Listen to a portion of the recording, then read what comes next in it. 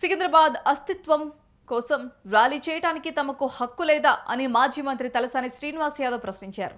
Rally చేస్తామని 5 రోజుల కింద అనుమతి కోరితే నిన్న రాత్రి 10:40 పోలీసులు రిజెక్ట్ చేశారని మండిపడ్డారు. ముందే ర్యాలీకి అనుమతి లేదని తెలిపితే తాము కోర్టుకు వెళ్లి అనుమతి తెచ్చుకునే వాళ్ళం కదా అని నిలదీశారు. అనుమతి లేకుండా సెక్రటేరియట్ ముందు రేవంత్ రెడ్డి ర్యాలీ చేయవచ్చు, కానీ తాము ర్యాలీకి పిలుపునిస్తే కర్ఫ్యూను తలపించేలా పోలీసులను పెట్టి అరెస్టులు చేయిస్తున్నారని ఫైర్ అయ్యారు.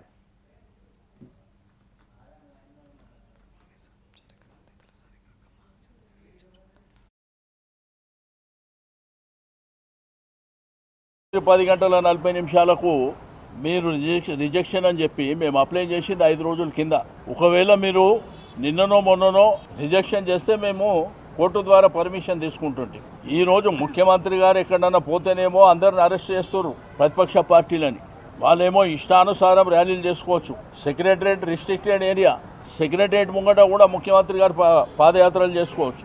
కానీ ప్రజాస్వామ్యం లోపల మాకు హక్కు లేనట్టు, మా అస్తిత్వం, మా సికింద్రాబాద్ ప్రజలు 220 సంవత్సరాల చరిత్ర ఉన్నటువంటి మా ప్రాంతాన్ని, మా ప్రాంతం పేరు లేకుండా మా అస్తిత్వం మీద దెబ్బ కొట్టినప్పుడు ప్రజాస్వామ్యబద్ధంగా మేము నిరసన చెప్పేటువంటి కార్యక్రమాన్ని ఈరోజు ఏర్పాటు చేసుకున్నాం.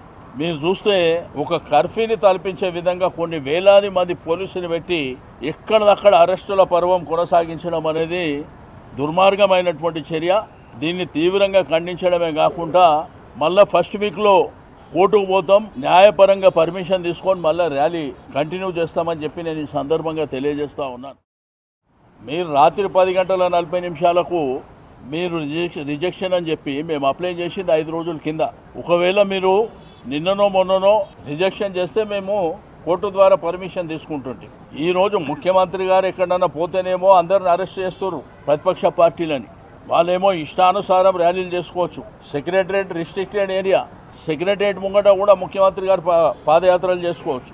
కానీ ప్రజాస్వామ్యం లోపల మాకు హక్కు లేనట్టు, మా అస్తిత్వం, మా సికింద్రాబాద్ ప్రజలు 220 సంవత్సరాల చరిత్ర ఉన్నటువంటి మా ప్రాంతాన్ని, మా ప్రాంతం పేరు లేకుండా మా అస్తిత్వం మీద దెబ్బ కొట్టినప్పుడు ప్రజాస్వామ్యబద్ధంగా మేము నిరసన చెప్పేటువంటి కార్యక్రమాన్ని ఈరోజు ఏర్పాటు చేసుకున్నాం.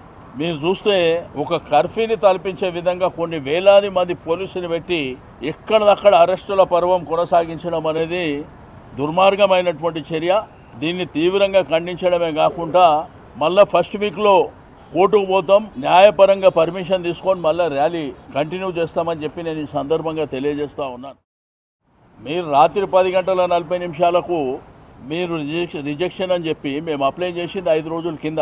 ఒకవేళ మీరు నిన్ననో మొన్ననో రిజెక్షన్ చేస్తే మేము కోర్టు ద్వారా పర్మిషన్ తీసుకుంటుంటే, ఈ రోజు ముఖ్యమంత్రి గారు ఎక్కడన్నా పోతేనేమో అందరిని అరెస్ట్ చేస్తారు ప్రతిపక్ష పార్టీలని.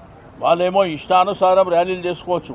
సెక్రటరేట్ రిస్ట్రిక్టెడ్ ఏరియా, సెక్రటరేట్ ముంగట కూడా ముఖ్యమంత్రి గారు పాదయాత్రలు చేసుకోవచ్చు. కానీ ప్రజాస్వామ్యం లోపల మాకు హక్కు లేనట్టు, మా అస్తిత్వం, మా సికింద్రాబాద్ ప్రజలు 220 సంవత్సరాల చరిత్ర ఉన్నటువంటి మా ప్రాంతాన్ని, మా ప్రాంతం పేరు లేకుండా మా అస్తిత్వం మీద దెబ్బ కొట్టినప్పుడు ప్రజాస్వామ్యబద్ధంగా మేము నిరసన చెప్పేటువంటి కార్యక్రమాన్ని ఈరోజు ఏర్పాటు చేసుకున్నాం. మీరు చూస్తే ఒక కర్ఫ్యూని తలపించే విధంగా కొన్ని వేలాది మంది పోలీసులు పెట్టి ఎక్కడదక్కడ అరెస్టుల పర్వం కొనసాగించడం అనేది దుర్మార్గమైనటువంటి చర్య.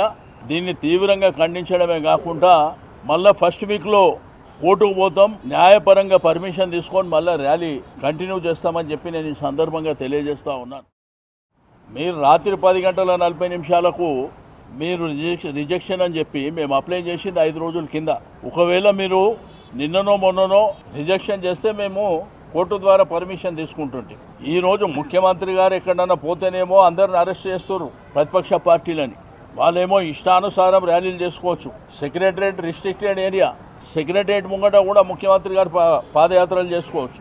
కానీ ప్రజాస్వామ్యం లోపల మాకు హక్కు లేనట్టు, మా అస్తిత్వం, మా సికింద్రాబాద్ ప్రజలు 220 సంవత్సరాల చరిత్ర ఉన్నటువంటి మా ప్రాంతాన్ని, మా ప్రాంతం పేరు లేకుండా మా అస్తిత్వం మీద దెబ్బ కొట్టినప్పుడు ప్రజాస్వామ్యబద్ధంగా మేము నిరసన